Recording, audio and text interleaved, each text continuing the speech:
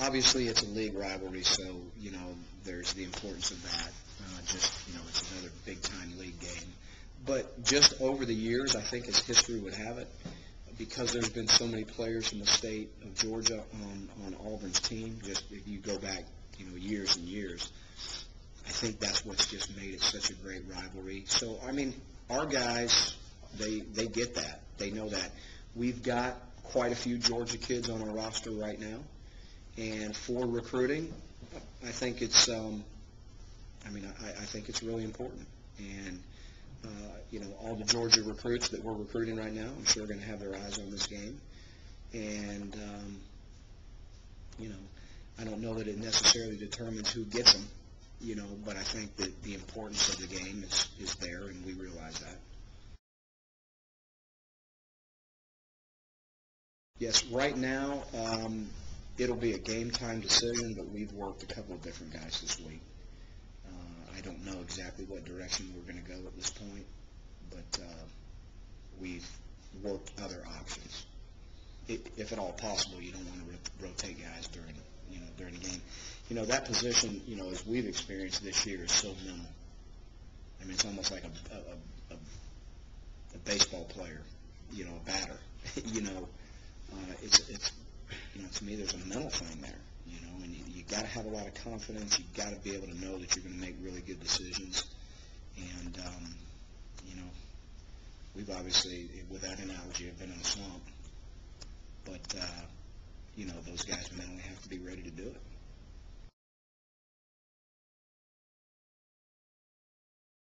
Coach Chizik is in charge of all, but I found out real quick that you have to ask Coach Chizik that.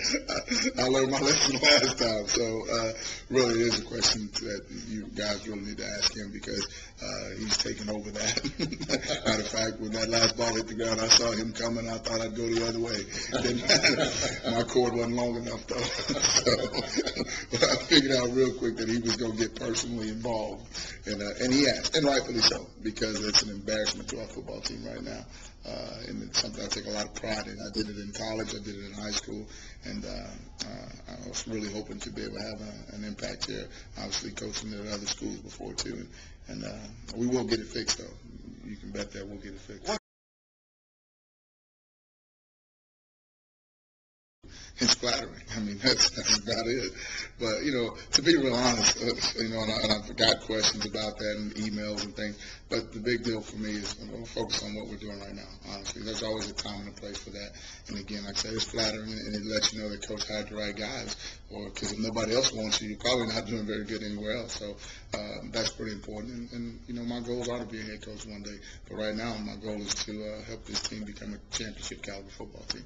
Is that the first step, though, is hearing your name out there and being in those conversations? Yeah, it is, but, I've had that before, and I've had offers that go at smaller schools and things like that, but it starts there. But I think really for myself and other guys in my position, it has to be the right job for you anyway, but you can't go out there chasing every job or every rumor that goes on. It's really important that you stay focused on what you're doing, and because that could hurt you in recruiting, obviously, take your focus away from what you're doing here, and that doesn't help you even move on to the next job. So that's what I'm focusing on, being honest. I'm really trying to make sure that we take care of our business here because we got a good thing going in recruiting right now, and feeling good where our program's at, and trying to get it to that next level.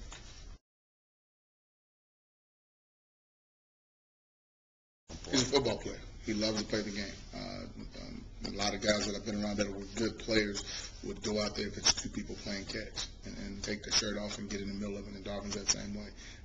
He's not a guy that you have to give a lot of reps to. He understands football, leverage, pad leverage. He understands, depth and direction on different deals. He's just a smart kid when it comes to that. I think most people didn't know that his work ethic. If you were able to watch him practice, he practices just like a game. Guys, he is a football player, and he's a great kid.